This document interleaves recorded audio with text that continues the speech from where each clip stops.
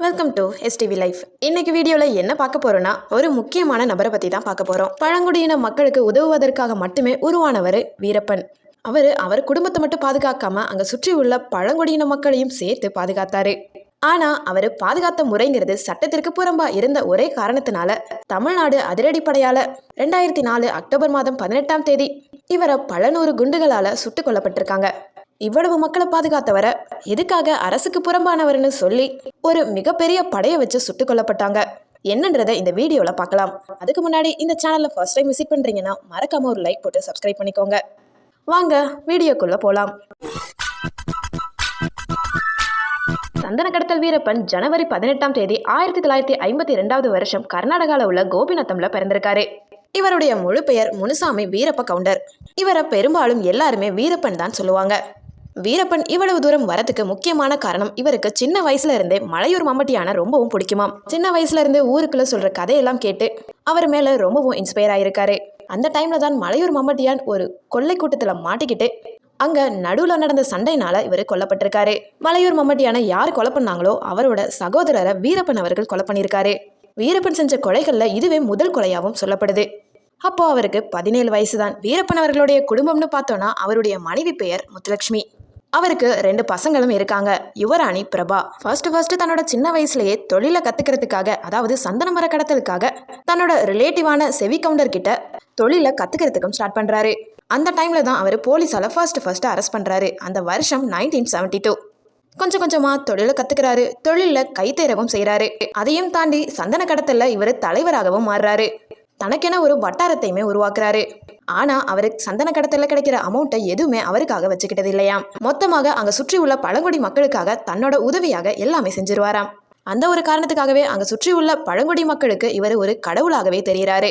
அது மட்டும் இல்லாம அந்த சத்தியமங்கலத்தை சுற்றி உள்ள காடுகள்ல உள்ள பழங்குடியின மக்களை தொந்தரவு செய்யறதுக்காக யாருமே நெருங்க முடியாது, அந்த அளவுக்கு பாதுகாப்பா பார்த்துக்கிட்டு இருந்தாரு. அதை தொடர்ந்து இவர் செய்யக்கூடிய கொலைங்கிறது அதிகமாகிக்கிட்டே போயிட்டு இருந்தது. அதுல முக்கியமா சொல்லணும்னா, யானைகளை கொலை பண்ணி அதனுடைய தந்தங்களை கடத்தி பல நாடுகளுக்கு விற்பனையும் செஞ்சிருக்காங்க. இதுவே ஆரம்பகால தொழிலாகவும் வீரப்பன் அவர்களுக்கு இருந்திருக்கு. நாட்கள் செல்ல செல்ல பல போலீஸ்காரங்களையுமே இவரை சுற்று போட ஆரம்பிச்சிருக்காங்க. வீரப்பன் அவர்களோட விஷயத்துல யார் குறுக்க வராங்களோ அவங்களையுமே கொலை பண்ண ஆரம்பிச்சிருக்காரு. இந்த கொலைகள்ல காவலர்கள், வனத்துறை அதிகாரிகள், துப்பு கொடுப்பவர்கள், இவங்க எல்லாருமே இந்த லிஸ்ட்ல இருக்காங்க. ஆனா வீரப்பன் அவர்களோட முக்கிய நோக்கம் என்னன்னா, அந்த பழங்குடி மக்களை தான் காப்பாற்றணுங்கிற ஒரே நோக்கம்தான். இதுல ஒரு முக்கியமான விஷயமா சொல்லணும்னா, 1987 வருஷம் சிதம்பரம்ங்கிற வனத்துறை அதிகாரியை கடத்தி கொலை பண்ணதாகவும் சொல்லப்படுது. இந்த ஒரு சம்பவம்ங்கிறது இந்தியா கவர்மெண்ட்டை அவர் பக்கம் முதலா திரும்புறதுக்கு மிகப்பெரிய காரணமாகவும் இருந்திருக்கு. அதை தொடர்ந்து 1991 நவம்பர் மந்த் அப்போ பண்டிலாப்பள்ளி ஸ்ரீனிவாசுங்கிற வனத்துறை அதிகாரியை தொடர்ந்து கொலை பண்ண ஆரம்பிச்சாரு. அதை தொடர்ந்து சொல்லணும்னா, உயர்காவல்துறை அதிகாரியான ஹரிகிருஷ்ணா உட்பட பல காவல்துறையினர் இவர் வழியில குறுக்க போய் தாக்கப்பட்டு கொலை பண்ணப்பட்டதாகவும் சொல்லப்படுது. அந்த வகையில வீரப்பன் 184 பேர் வரைக்குமே கொலை பண்ணப்பட்டதாகவும் சொல்லப்படுது. அது மட்டும் இல்லாம யானைகளோட தந்தத்திற்காக 200க்கும் மேற்பட்ட அதிகமான யானைகளை கொலை பண்ணப்பட்டதாகவும் இந்த ஒரு கேஸ்லயுமே அவர் தேடப்பட்டு வந்ததாகவும் சொல்லப்படுது. வீரப்பன் செஞ்ச விஷயங்கள்லயே மிக பரபரப்பான விஷயத்தை கிரியேட் பண்ண விஷயம் என்னன்னா, முன்னாள் கன்னட சூப்பர் ஸ்டாரான ராஜ்குமார் அவர்களை 108 நாள் வரைக்குமே கடத்தி வச்சிருந்ததாகவும் சொல்லப்படுது. பல எதிர்ப்புகள், பல பேச்சுகளையும் தாண்டினதுக்கு அப்புறம் தான் அவர் சேஃபா விட்டிருக்காரு. சந்தன கடத்தல் வீரப்பன் தமிழ்நாடு, கேரளா, கர்நாடகா இந்த மாதிரி 3 மாநில வனத்துறைகளுக்கும் சிம்ம சொப்பனமா இருந்தாலுமே பல கேசஸ்ல அவர் தாக்கப்பட்டிருக்காரு. ஆனா வீரப்பன் அவர்களுக்கு கேரளாவில் ஒரே ஒரு கம்ப்ளைண்ட் மட்டும்தான் ஃபைல் ஆகியிருக்குன்னு சொல்லப்பட்டிருக்கு. அதுவும் அவர் பல ஆயுதங்களோட அந்த ஏரியாவில் சுற்றியதாக சொல்லப்படுது. அந்த ஒரு கம்ப்ளைண்ட் மட்டும்தான் ஃபைல் ஆகிருக்கு. வீரப்பன் அவர்கள் மேல 184 வழக்குகள் இருக்கு. அதுலயுமே 99 வழக்குகள் தமிழ்நாட்டிலையும், 84 வழக்குகள் கர்நாடகாவிலும், ஒரே ஒரு வழக்கு கேரளாவிலுமே ரெஜிஸ்டர் ஆயிருக்கு. அதுலயும் கர்நாடகால ரெஜிஸ்டர் ஆன கம்ப்ளைண்ட்ஸ் பார்த்தோம்னா அதுல 15 கம்ப்ளைண்ட் கொலைகளை சம்பந்தப்பட்டதுன்னு சொல்லப்படுது. மற்ற விஷயங்கள்னு பார்த்தோம்னா ஆள் கடத்தல், ஆயுத கடத்தல், யானை தந்தங்களை கடத்தினதுக்கு தொடர்புடையதுன்னு சொல்லப்படுது. இதுலயும் ரொம்பவும் முக்கியமான கடத்தல்னு பார்த்தோம்னா டிஎஸ்பி சிதம்பரநாதன் கடத்தல், கர்நாடக அமைச்சர் நாகப்பா கடத்தல், முக்கியமா நடிகர் ராஜ்குமார் கடத்தல்னு சொல்லலாம். வீரப்பனை பத்தி இன்னும் மற்ற சுவாரஸ்யமான விஷயம்னு சொல்லணும்னா, தமிழ்நாட்டுல ஒகேனக்கல், பாலக்காட்டுல இருந்து கர்நாடகால உள்ள காவிரி ஆறு ஆரிஜின் பிளேஸான குடகுமலை வரைக்குமே, அதை தொடர்ந்து கேரளா, இந்த மாதிரி சுமார் 200 கிலோமீட்டருக்கு மேல வீரப்பன் அவர்களை போல காடுகளை அளந்தவங்க வேற யாருமே கிடையாதான். அந்த அளவுக்கு அவரு நடைபாதையிலேயே அந்த காடுகளை கண்ட்ரோல்ல வச்சிருந்தாருன்னு சொல்லப்படுது. அது மட்டும் இல்லாம அந்த காடுகள்ல வாழக்கூடிய மக்களோட பழக்க வழக்கம், விலங்குகளோட சவுண்டு, பறவைகளோட சவுண்டு, அங்க உள்ள நீர்வழி பாதைகள், அங்க இருக்க ஒரு சின்ன மாற்றம் ஏற்பட்டாலுமே அவரால் கண்டுபிடிக்க முடியுமா. அது மட்டும் இல்லாம யாராவது தெரியாதவங்க காட்டுக்குள்ள வந்தாலோ அங்க உள்ள பறவைகள் விலங்குகளோட சவுண்டை வச்சு அவரு கண்டுபிடிச்சிருவாராம். அதுக்கு அடுத்ததாக அங்க சமையல் செஞ்சாலுமே சமையல் செஞ்சு சாப்பிட்டதுக்கு அப்புறம் அந்த இடத்துக்கான அடையாளமே தெரியாத மாதிரி மாற்றி வச்சுட்டு அந்த இடத்தை விட்டு நகர்ந்துருவாங்களாம். அந்த அளவுக்கு அந்த காடுகளை துல்லியமா தெரிஞ்சவராகவும் சொல்லப்படுது. அதுபோல வீரப்பன் அவர்கள் அந்த காட்டுல வாழ்ந்துகிட்டு வந்த பொழுது அந்த நிலங்களோட மதிப்பு 25,000 சொல்லப்படுது. அந்த டைம்ல பழங்குடி மக்களுக்கு உதவியாகவும் அது மட்டும் இல்லாம அவங்களுக்கு பிடிச்ச விஷயத்த செய்யற மாதிரி பல உதவிகளையுமே செஞ்சு கொடுத்துட்டு வந்திருக்காரு. அதை தொடர்ந்து வீரப்பன் அவர்களோட இறப்புக்கு அடுத்ததா அங்க உள்ள நிலங்களோட மதிப்பு அதிகமாயிடுச்சு. அதாவது 25,000 இருந்து 1,00,000 வரைக்கும் விற்று போன நிலம் 2004 வருஷத்துல இருந்து, அதுவும் கரண்ட் சுச்சுவேஷன்ல சொல்லணும்னா பெர் ஏக்கர் 25 லேக்குக்கு மேல விற்கிறதா சொல்லப்படுது. நிலத்தோட விலைங்கிறது அதிகமாக போன காரணத்தினால அங்க உள்ள பழங்குடியின மக்களால வாழ்றதுக்கு மிகப்பெரிய கஷ்டம் ஏற்பட்டிருக்கு. அது மட்டும் இல்லாம அங்க வேலை செஞ்சுக்கிட்டு விவசாயம் பார்த்துக்கிட்டு இருந்த மக்கள் அனைவருமே பெரும்பாலும் விலைவாசி காரணமாக இப்போ கிடைக்கிற வேலைக்கு தான் போயிட்டு இருக்காங்க. அதுவும் பெரும்பாலும் கம்பெனி, லாரி ஓட்டுறது, தனக்கு தெரிஞ்ச சின்ன சின்ன ஒர்க்குக்கு வெளியில தான் போறாங்க.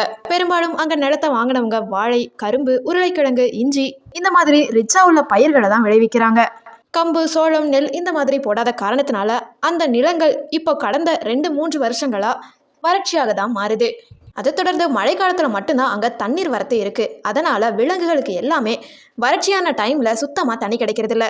இதனால வனவிலங்குகளுமே அழியறதுக்கு ஸ்டார்ட் ஆயிடுச்சு. இந்த ஒரு காரணத்தை தொடர்ந்து மேய்ச்சல் தொழிலுமே குறைஞ்சிருச்சு.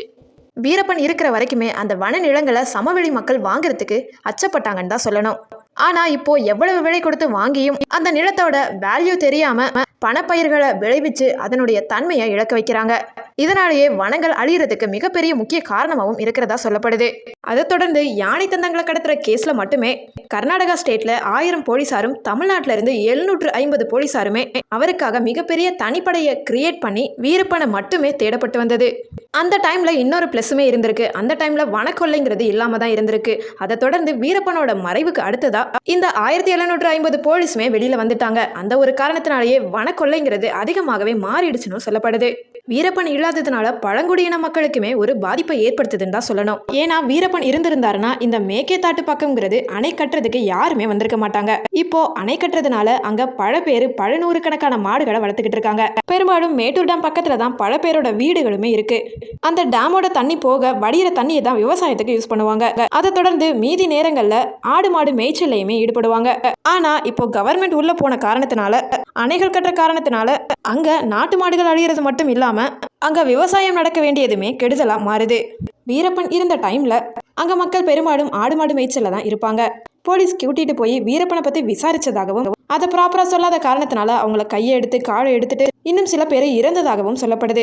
இதற்கு ஏற்ற நஷ்ட ஈடுகளுமே மக்கள் கிட்ட இருந்து மனுவும் போயிருக்கு. அதை தொடர்ந்து 295 பேர் வரைக்குமே புகார்களை கொடுத்திருக்காங்க. அதை தொடர்ந்து 195 பேரை மட்டும் ஃபில்டர் பண்ணி அவங்க கிட்ட விசாரணை நடத்தப்பட்டதாகவும் சொல்லப்படுது. அதுல நிறைய பேர் கால் இழந்ததாகவும் சொல்லியிருக்காங்க, கை இழந்ததாகவும் சொல்லப்படுறாங்க. அது மட்டும் இல்லாம நடைப்பிணமாகவும் மாறியிருக்காங்க. அது மாதிரி அந்த 195 பேர்ல 89 பேரோட கஷ்டங்களை மட்டும் தான் பார்க்க முடிஞ்சது. மீதி உள்ளவங்கள்ட்ட அங்க பாதிக்கப்பட்டவங்களுக்கான போதிய ஆதாரமே இல்லை. அந்த ஒரு காரணத்துக்காகவே அவங்கள ரிஜெக்ட் பண்ணவும் பட்டிருக்கு.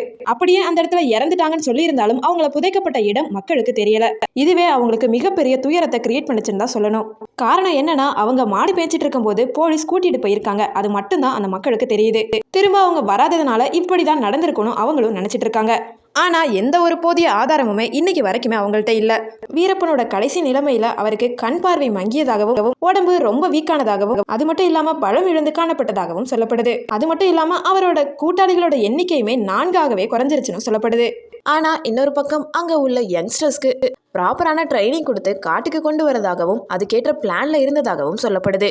அதுக்காக ஆயுதங்களை வாங்குறதும் ஆட்களை உள்ள கொண்டு வர முயற்சியிலையுமே அவர் ஈடுபட்டிருந்ததாகவும் சொல்லப்படுது. ஆனால் அந்த டைமில் தான் டிஎஸ்பி உசேன் தலைமையிலான 12 பேர் கொண்ட கமாண்டோ படையினர் மூலம் ஆப்ரேஷன் கக்கூன்கிற ப்ராசஸை ஸ்டார்ட் பண்ணியிருக்காங்க. அவருக்கு கடைசி நேரத்தில் பார்வை மங்கிய காரணத்தினால ஆப்ரேஷனுக்காக கூட்டிகிட்டு போகிறதா சொல்லி அவர்கிட்ட ரொம்ப நெருங்கி பழகி ஸ்ரீலங்கா வரைக்கும் ஆம்புலன்ஸில் போகலான்னு சொல்லி கூட்டிகிட்டு போயிருக்காங்க. ஆனால் அவரோட க்ளோஸ் ஃப்ரெண்டு சொல்லியிருக்காரு சந்தேகமாக இருக்குன்னு. ஆனால் நம்பாத வீரப்பன் அவர்கள் அந்த ஆம்புலன்ஸில் போயிட்டு இருக்கும் பொழுதே அந்த ஆம்புலன்ஸ்லேயே அவரை பல 100 குண்டுகளால் சுடப்பட்டதாகவும் சொல்லப்படுது. அதே சமயத்தில் வீரப்பன் அவர்கள் சைடில் இருந்து எந்த ஒரு எதிர்ப்பும் வராததும் சொல்லப்படுது. இன்னொரு பக்கம் இந்த ஆப்ரேஷன் முடிஞ்சோடனே வீரப்பன் அவர்கள் தன்னோட குடும்பத்தோடையும் குழந்தைகளோடையுமே வாழ்றதுக்காக எல்லாத்தையும் விட்டுட்டு போயிடலான்ற பிளான்ல இருந்ததாகவும் ஒரு சைட் சொல்லப்படுது. ஆனா இவ்வளவு தூரம் மக்களுக்கு செஞ்சு தனக்காக வாழணும்னு நினைக்கும் பொழுது வீரப்பன் அவர்களுக்கு உயிர் பிரிஞ்சிருச்சுன்னு சொல்லும் பொழுது ரொம்பவும் கஷ்டமா தான் இருக்கு. ஆனா வீரப்பன் அவர்கள் 184 பேரை கொன்றதாகவும் 200 யானைகளை கொன்றதாகவும் அது மட்டும் இல்லாம பல கடத்தல்கள்ல ஈடுபட்ட ஒரே காரணத்தினால போலீசாரால கொல்லப்பட்டிருக்காரு. அது மட்டும் இல்லாம இன்னொரு வீரப்பன் உருவாவாம இருக்கிறதுக்காகவும் இந்த நடைமுறை நடத்தப்பட்டதாகவும் சொல்லப்படுது. என்னதான் இவ்வளவு தவறுகளை செஞ்சிருந்தாலுமே அவர் செஞ்சதுக்கு காரணம் அவர் ஊர் மக்கள் மட்டும்தான். அவரோட ஊர் மக்களுக்கு இன்னைக்கு வரைக்குமே ஒரு கடவுளாகத்தான் இருக்காரு. நீங்க வீரப்பனை பத்தி என்ன நினைக்கிறீங்கன்றத என்னோட கமெண்ட்ல சொல்லுங்க. இந்த வீடியோ உங்களுக்கு பிடிச்சிருக்கும்னு நினைக்கிறேன். இந்த வீடியோ பிடிச்சிருந்துச்சுன்னா லைக் பண்ணுங்க, ஷேர் பண்ணுங்க, கமெண்ட் பண்ணுங்க. என்னோட சேனலை சப்ஸ்கிரைப் பண்ணாம பார்த்துக்கிட்டு இருந்தீங்கனாலோ, அது மட்டும் இல்லாம இது போல இன்ட்ரெஸ்டிங் வீடியோஸ் வேணும்னாலோ என்னோட சேனலை சப்ஸ்கிரைப் பண்ணிக்கோங்க. தேங்க்யூ ஸோ மச் ஃபார் வாட்சிங்.